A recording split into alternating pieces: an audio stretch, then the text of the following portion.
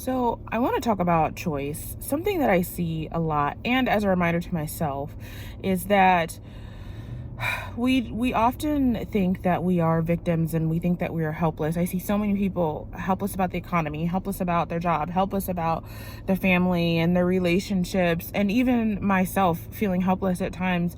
And I just want to remind myself that you are not helpless. You can choose everything that you do. If you don't want to do something, don't do it. If you don't want to go somewhere, don't do it. It doesn't matter. It's not that it doesn't matter, but just because the consequences may seem that it will play out a certain way doesn't mean that it will.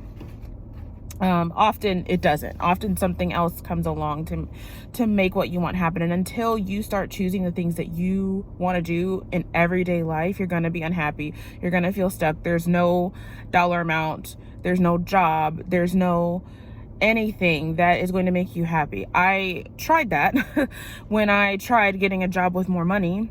I got more money and I quickly realized this isn't worth the more money. Feeling stuck, letting employers dictate my hours outside of hours, so working late nights, early mornings, being guilted into things, bullied into things, obligated into things. Well, this is my family, I should do this. This is this person, I should do that. If I don't, then I'll be a jerk. And I only end up hurting myself because they don't care that you sacrificed. They don't care that, you did what you did.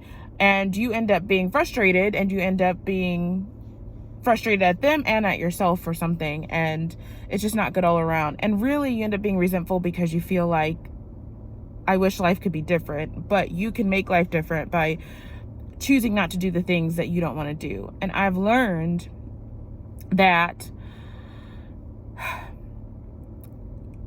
while I don't see the things that I want to do in front of me, like I know what they are in my mind, I have learned that in order to trigger the events that I want to happen, I just need to start leaning in the direction of where I want to go. So, for instance, if I don't know what I want to eat, but I know I don't want to eat the thing that's in front of me, then I'm just refusing not to eat the thing that's in front of me. And then I start leaning into my curiosity. So the next moment a thought will occur, well, maybe I want to go to Target, or maybe I want to go, right? Like go somewhere else. And you don't know what you'll find at Target. You don't know what thoughts you'll have, but inevitably that will be the thought pattern that leads you where you want to go. And that'll lead you exactly to the place at the right time. You'll notice a lot more synchronicities. You notice a lot more things fall into place at the right time, which means you're less worried, which means you're less stressed, which means you have more joy because you don't have to see what's coming to know good things will come, and to have faith that the next step that you take, even though you can't see the whole step,